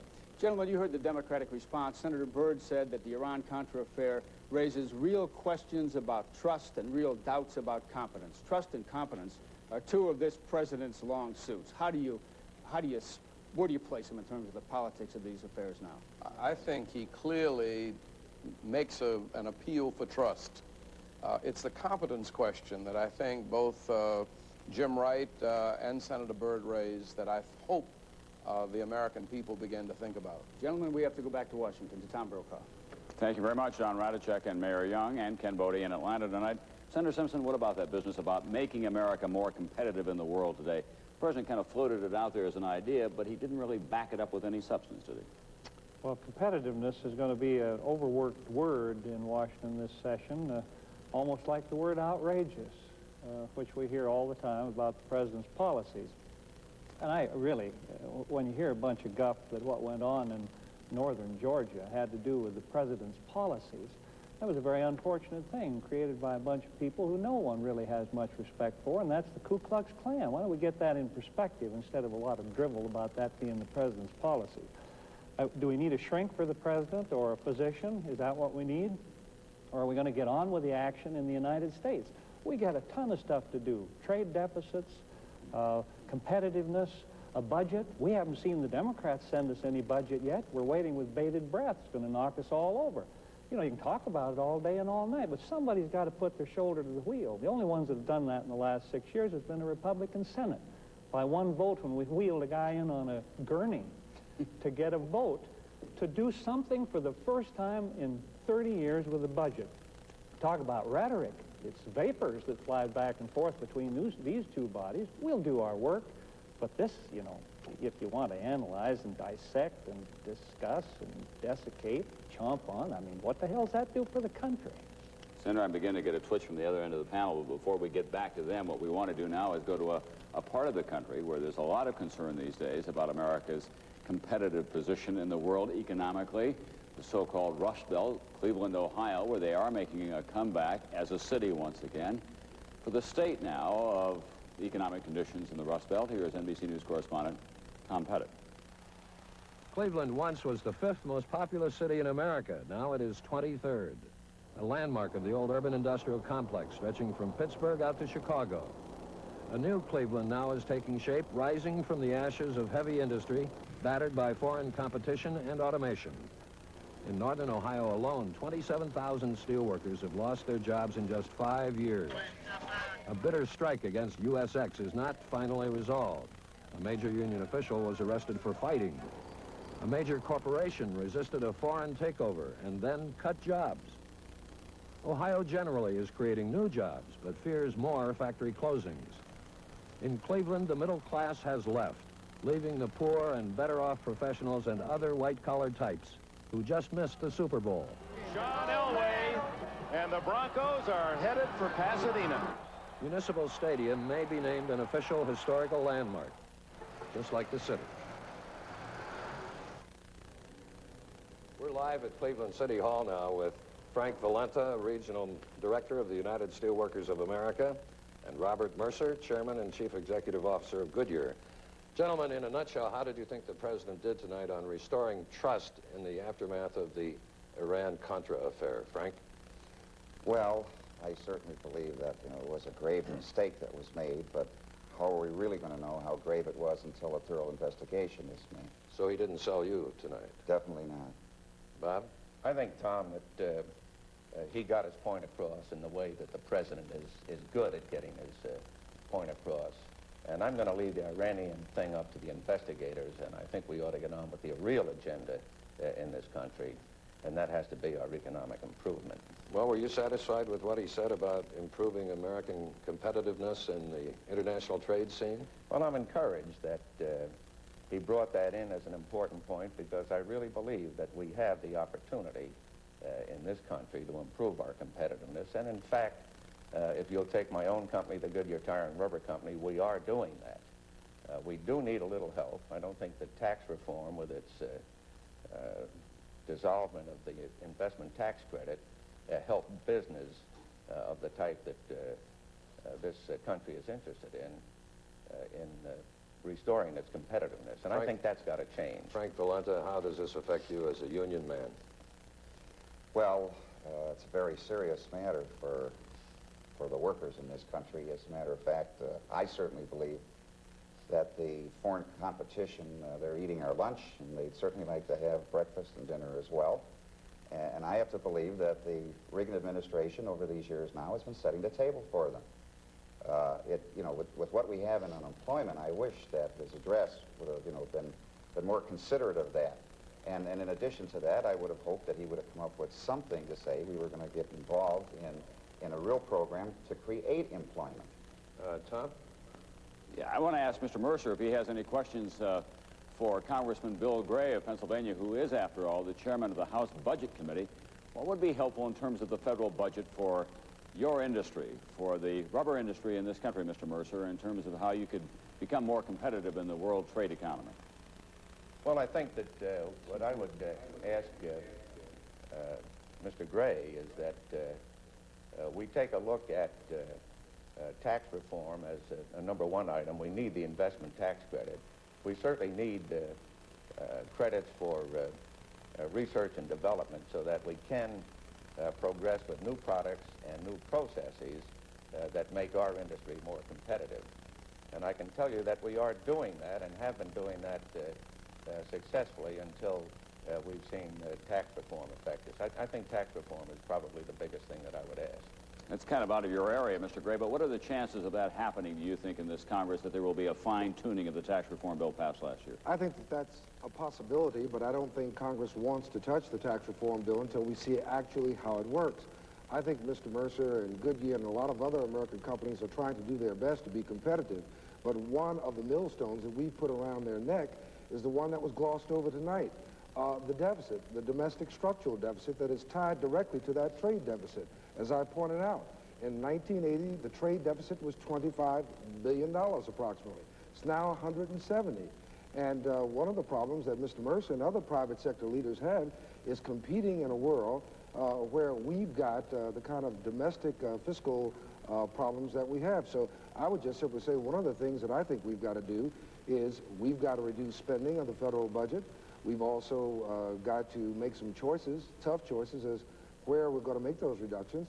But I would simply say that it's going to take all of us talking realistically about it and not glossing over the size and the scope of the problem as I heard tonight. Congressman, let me ask you a quick question about the federal budget deficit that exists. You want to spend more money on social programs in the next 2 years. I did not say that at all. In fact, if you want to know the truth, I was surprised at my senatorial colleague who said the Democrats haven't produced a budget yet. I passed 2 budgets in the House of Representatives, one for 86 and one for 87, and I think one of them was voted for by my colleague here, Mrs. Martin, and both of those budgets cut domestic spending more than any other spending. We did make the tough choices. We made reductions. However, what the problem is that the Congress bipartisanly did not agree to the cuts that the president wanted. Let me give you an example. Education. You can't talk about math and science and then hand me a budget that cuts 28% out of education. You can't talk about dealing with the problems of drugs, as the president said tonight, but yet the budget we got had cuts in the drug program despite all of the wonderful statements last year. And so we've got to get away from that kind of hypocrisy. In fairness, we've let you make those points twice tonight now, Congressman. What we're going to do is move on if we can. One of the places where the federal government spends a lot of money, as we all know, is in the federal farm subsidy programs. About $26 billion, I think they're up to now, aren't they? In the state of Iowa, of course, in many parts of that state, it's a real economically depressed zone. And NBC News correspondent Maria Shriver has been taking a look at what's going on in Iowa.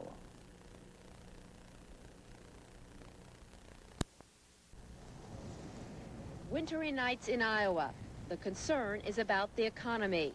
The outlook remains cold and bleak. Last year, between 3,000 and 4,000 of Iowa's 100,000 farmers went out of business. Another 5,000 are insolvent, but somehow hang on. The value of Iowa's farmland fell 19%, and banks are closing at the rate of 1 a month. The Latimer Bank and Trust was the first casualty this year. Iowa's fortunes are declining, and declining fast. But it's not only farmers and bankers who are suffering here. A study just released shows Iowa is one of only 5 states that lost jobs over the last 8 years. Polls show that Iowa farmers are unhappy with the current farm bill and policies in Washington. The president's approval rating has dropped sharply. And Iowa farmers don't expect the state's economy to improve anytime soon. We are coming to you this evening from the Convention Center in downtown Cedar Rapids, the second largest city in Iowa.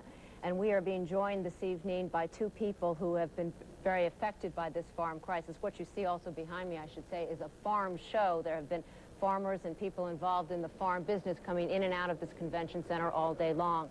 Ann Jorgensen is a native of Iowa, and she and her husband run a family farm about 30 miles from here. And you're especially interested in what the president had to say this evening about the family farm, about the problems that you're facing. Was it what you expected, or were you disappointed? I think maybe it was what I expected, but I was terribly disappointed that there was not more mention made of farmers and the problems that we're facing in rural Iowa.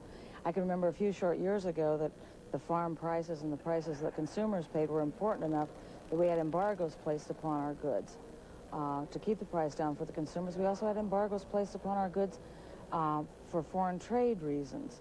And now, tonight, no mention was made of the problems that we really have here as farmers. Why do you think that is? Why don't you think the president spent more time on your issues?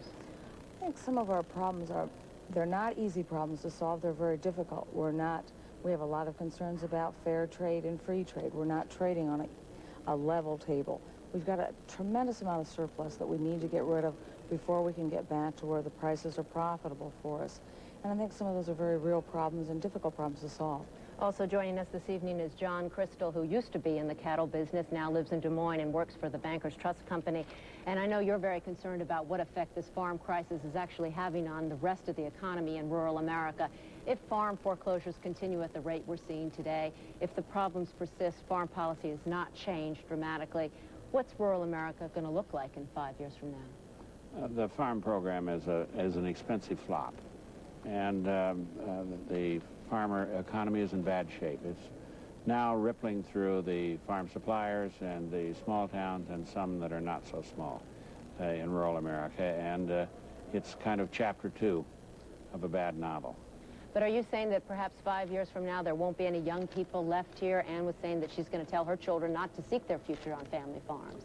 Well, I hope that it will be different than that, because I think the American public supports that. But the current prognosis would not lead you to believe that farming was where the rainbow was. Tom? Thank you very much, Maria. Representative Martin, you're nodding in agreement with all of that. Is the harsh message for the small farmer out there in the next 2 years there's going to be a good deal less in terms of federal subsidies? Well, we've, from 1980 to 86, we spent 5 times what we did to try and bump these subsidies up. The real fact of the matter is that the Congress of the United States has tried to buy off everybody. We give big money to rice, we give big money to sugar, we give big money to corporate farms, all in the name of saving a family farm, and at the end they're the ones that go down the tubes. We've given money to my dairy people. I'm not excluding myself. We've been greedy in the Congress. We're spending more on everything. If there's one accurate thing the economist from Atlanta said, it's we all know what the problem is. Do you hear anybody on this panel telling you the deficit's wonderful or we should have a trade deficit? It's how do we get there? One group wants higher taxes. None of us are crazy about the idea of cutting into spending. I think it's fine if you cut into Philadelphia. I think it's fine if you cut into rice, but by golly, don't touch dairy. And we're that through the whole Congress. And frankly, I've got to say, cut some of my farmers, cut some of his people, cut some of his defense and all of our defense if we're going to do it. The fact is there is a little bit of hypocrisy. We don't want to face the tough stuff here. We like the easy decisions. Thank you very much. Senator Nunn, you've been sitting down there quietly. I know you're very concerned about the competitive position of the United States in the world. We're going to be hearing a lot about that. As Senator Simpson was saying, we'll hear that almost as often as we hear the word outrageous these days. The President sent up a kind of lukewarm message about what we ought to be doing. It requires a lot of money to be spent for retraining of those people, for example, in Ohio, or retraining of the people who are in Michigan and getting laid off their jobs, for doing something about positioning America strongly in the world economy.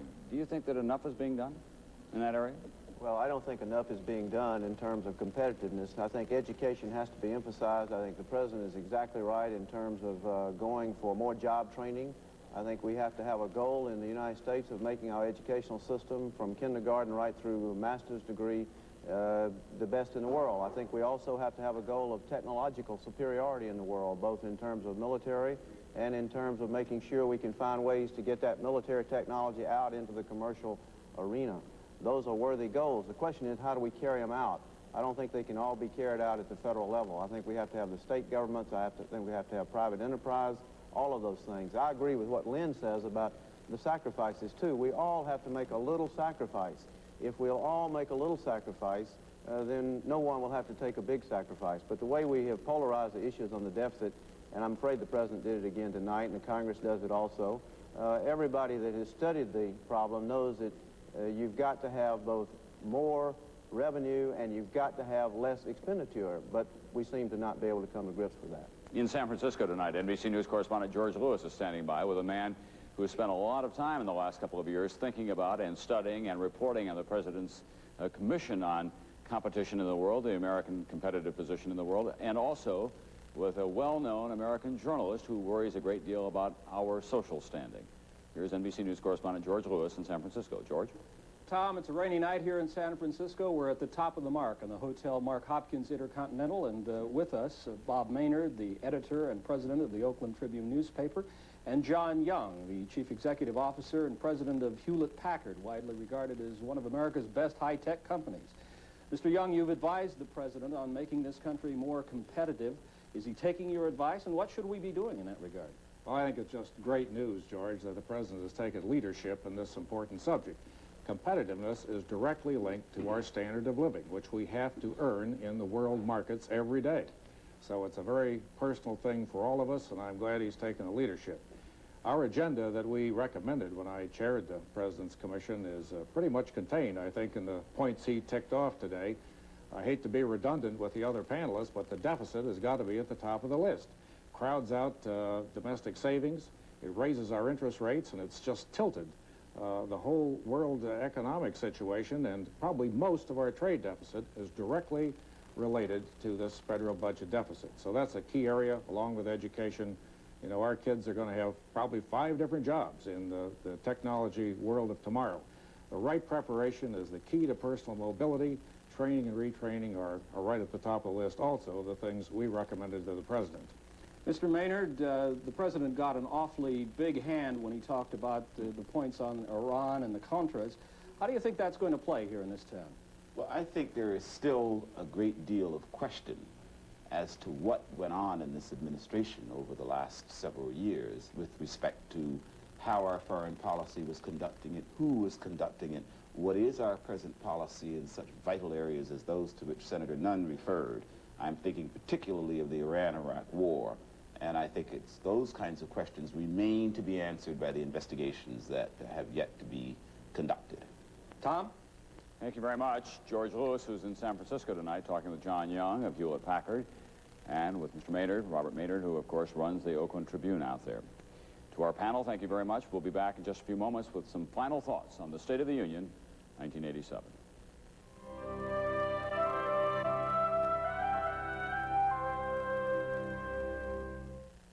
If you're like most people, you probably think you're getting enough fiber in your diet. You know what? You're probably not. In fact, the National Cancer Institute says we're probably getting only half the fiber we need. So I'm getting the half I'm missing with this. Fiber One cereal. Shredded wheat can't give you half. Even All Bran doesn't have as much fiber as Fiber One. One bowl, once a day. For the half you're missing. Right. Fiber One. For the half you're missing. Troubled by bad breath?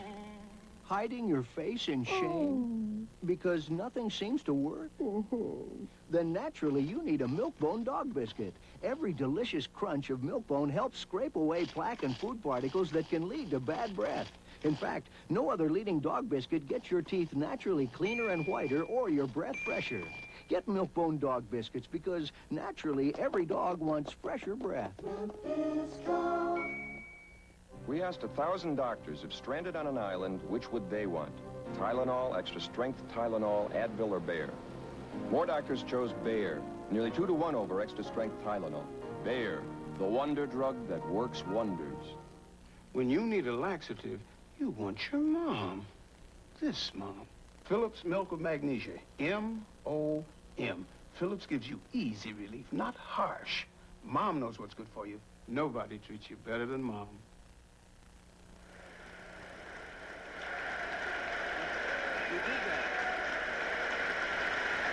Thank you. President Reagan looking fit and hearty tonight as he delivered his State of the Union address. The contents, of course, a little more controversial than his appearance. In the course of his remarks tonight, the president, referring to the phrase, "we the people," said, "we the people." They refute last week's television commentary downgrading our optimism and idealism. And at the White House, Communications Director Patrick Buchanan was heard telling other reporters the president was referring there to a commentary by NBC News commentator John Chancellor, who's in our New York studios tonight. John, that caught both of us by surprise. I wasn't entirely sure what the president might have been referring to. It apparently had something to do with the commentary that you had last week on the state of values in this country. Well, and Tom, I can't recall when a piece of journalism was referred to in a State of the Union address.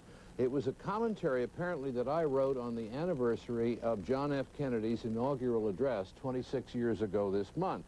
You'll recall that Kennedy said, "Ask not what your country can do for you, ask what you can do for your country." And I wrote, "Now, 26 years later, the hope and optimism of the early 1960s is gone. The United States bankrolled the world back then. It's now in hock to foreigners, the world's biggest debtor nation. The deficits are spectacular," I wrote, but nobody seems to care. "The 1980s is a crazy decade. The stock market breaks records and the number of homeless people increases. BMWs and Mercedes sell like hotcakes and more children live in poverty.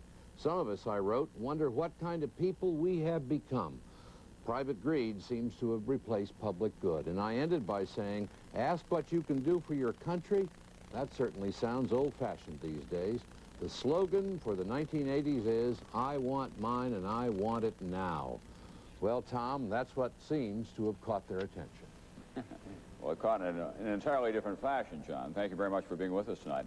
NBC News diplomatic correspondent Marvin Kalb is here as well. The president did refer to the Soviet Union, and he talked about the prospect for arms control in the next couple of years. I must say he didn't seem to be very heartened in that regard, Marvin. Well, he wasn't heartened, and he certainly did not advance any new ideas. He did say, however, that it is a moment of rare opportunity. And I think that most of the experts, the people who look into this problem, would agree with him. This is a moment of rare opportunity, but it does mean that both sides are going to have to decide themselves that they want really to apply themselves and get an agreement. The problem with this administration for the past 6 years has been that the president really has never resolved the differences that have existed between the Pentagon and the State Department about a formula that the United States could advance and live with. He still has not done that. The very fact that he doesn't, in a sense, is a vote for Weinberger in this case, because that means there will be no agreement. And Chris Wallace, as we all know in this panel, a White House has to be extraordinarily well organized to get an arms control agreement with the Soviet Union. It's something that has to be carefully worked out. These days, by all accounts, this is a White House in turmoil on even the most incidental domestic issues. Well, that's right. I mean, let's take what perhaps could have been the most saleable item in the president's whole State of the Union speech, and that's catastrophic health for the elderly. That is the one thing he might have been able to go out to the country and sell. It was a year ago that he proposed that he would come up during the course of a year with a catastrophic health plan.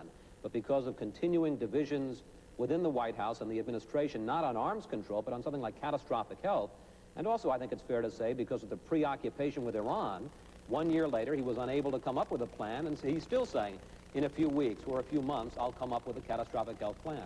If he can't do that, what are the chances for an arms control deal? I must say, at the end of the 2 hours that we've all just been through here, hearing the president, hearing the response now of the Democratic leaders of the House and the Senate, hearing from people around the country, hearing from selected and important members of Congress, that we all seem to be kind of adrift, that we're left tonight with a sense that something must be done in the area of the international economy, arms control, the political edge in this country, and yet it's drifting. John? Compare this speech, Tom, with the first State of the Union message that President Reagan gave 6 years ago. It was full of vigor. It was full of sort of intellectual undergirding for all these ideas that he brought to Washington with him tonight. Now, in that time. Now, tonight, he had basically only 2 new initiatives, catastrophic health care, and he was vague about that. He didn't say precisely what he wanted to do. And welfare reform. He was also vague about that. There was no sense of sort of intellectual vigor about what the president had to say. Marvin? Are we not really talking about the essence of presidential leadership? Isn't that what we're really searching for a definition of? And it seems that the president tonight did not really provide that formula. He certainly tried, and as you both pointed out, in spirit, it got through.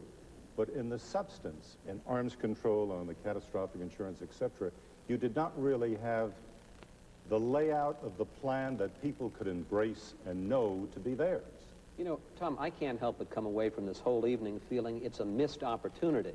You know, there's a theory in politics, the open window theory. There are only a few times in the course of a year when people were paying attention. The president, because of the fact that he's been away and secluded and hasn't been out in public view, had the nation's attention tonight, and there was a perfect opportunity for him to say something very dramatic on Iran, to try to get that behind him.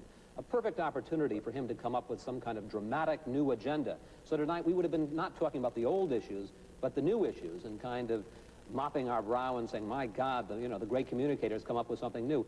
That didn't happen today. And so as a result, it seems to me, this speech is not going to have a very long-lasting effect, and the president's political problems are tonight what they were before he made this speech. And the political shame of it all from those people who admire this president, and there are a good many of them that remain out there who approve of the job that he's doing, and feel that he has restored the American presidency. And after 6 years, if this drift is allowed to continue for very much longer, it will tail off what had been a magnificent presidency in the eyes of a lot of people. Not only that, there's a brand new situation now. He's facing a House controlled by the Democrats and a Senate controlled by the Democrats, and they're out there waiting. You take the catastrophic health care issue, for example.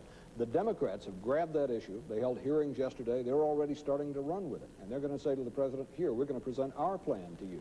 You know, the president said that the sun is still rising on America, but it may be setting on the Reagan White House. Chris Wallace, John Dancy, Marvin Kalb, to all of you, the State of the Union, 1987. I'm Tom Brokaw. Good night from all of us at NBC News.